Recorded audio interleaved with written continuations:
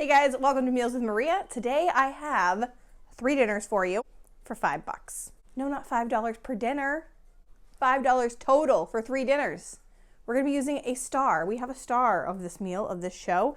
We're gonna do 3 different meals with chickpeas. This is not the exact bag of chickpeas that I used because I already used it and already made them. So I can tell you that the dinners are delicious and they are different. So they're not 3 things of chickpeas. You're not gonna get sick of chickpeas by eating these meals. We're gonna base the meals around chickpeas, rice, and pasta. And with this, you can make healthy dinners for next to nothing using mostly spices that you have in your cabinet. Yes, it was really good. Let me show you. Now the backbone of these recipes is the chickpeas. I'm using a pound of dried chickpeas and I did soak them overnight, but the recipe I'm using from Bon Appetit does not say you need to do this. I'm just adding them to a pot with about a teaspoon of garlic powder, a teaspoon of onion powder, a pinch of salt, and 2 quarts of water, as well as 3 tablespoons of olive oil. This is definitely deviating from the original recipe slightly, but I'm using things that I have in my pantry versus buying things at the store. Once our chickpeas come to a boil, I'm going to turn them down to low and then simmer them for 2 hours. This cooks the chickpeas perfectly and they are absolutely delicious. If you have fresh onion or lemon to add to this, I absolutely recommend it. That is in the original recipe, or if you can use fresh garlic, go ahead and do that. These chickpeas are absolutely phenomenal. The next thing we're going to do is make our rice. Honestly, just do it according to the package. For me, I like to make all of the rice ahead of time. That way I have it for each meal versus waiting the 45 minutes to cook it each time that I need to make something for a meal. If I make my rice ahead of time, I'm way more likely to actually eat it and use it. Now the next recipe is for savory Indian chickpeas. And I didn't mention earlier, but all of these recipes accidentally ended up being vegan. So because I'm not using any meat or even chicken stock in the recipes, I am making them vegan. So that's a nice little healthy surprise for you. Starting off by toasting 1 bay leaf.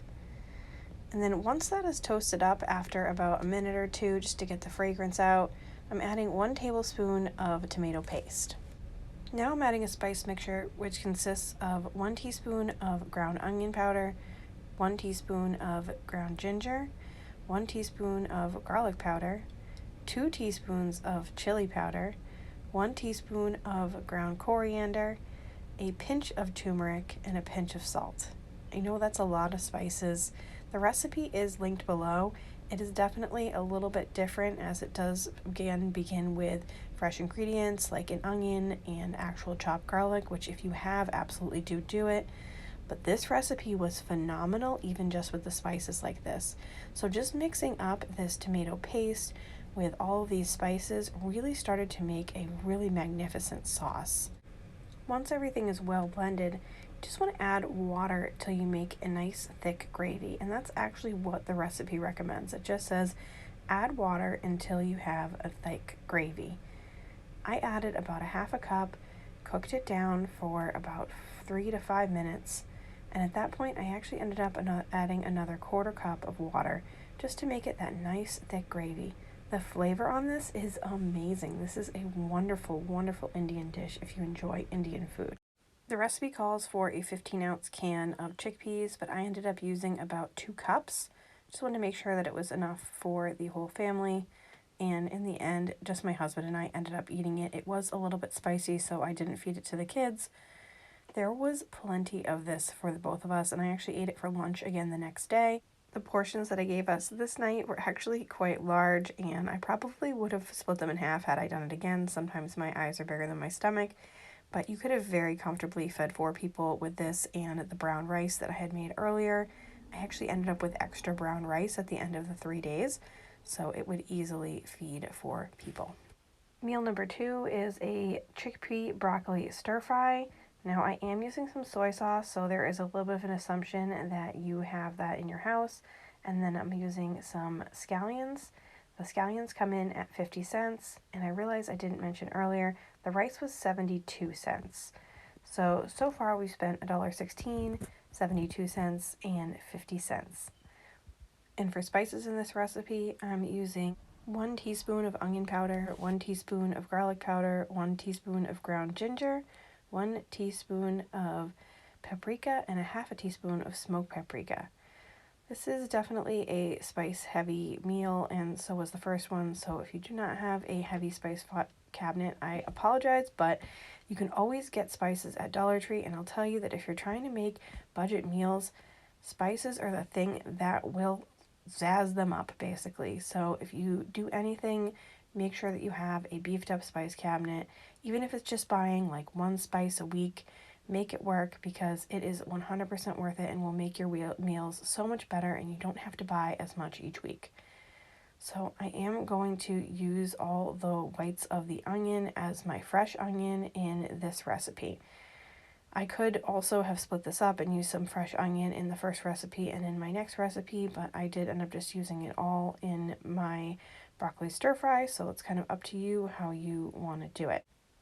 I'm heating 1 tablespoon of olive oil in a pan over medium-high heat, and then I am adding my scallions and sauteing for 2 to 3 minutes until they are cooked through. Next step is to add that spice mix that I made earlier, and then on the side there I have been making another sauce. So this is going to be our sauce that we're going to put in with our chickpeas and actually our broccoli.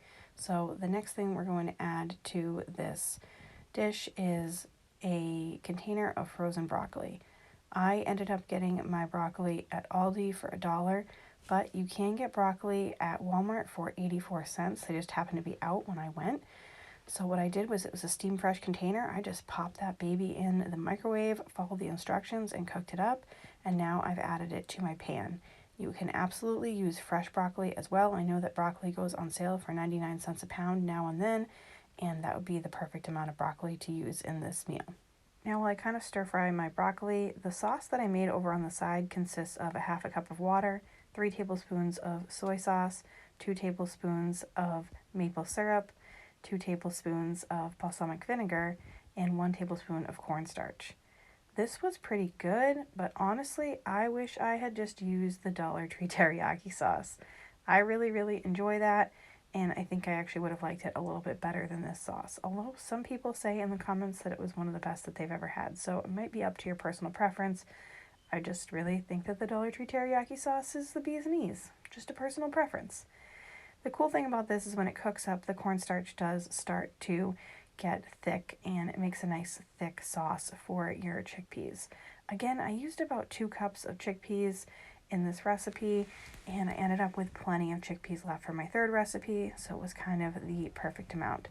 This is what everything looks like kind of after it starts boiling a little bit, and you can see that my sauce is getting thicker and everything is starting to cook down and really get all the flavors of the sauce on the food.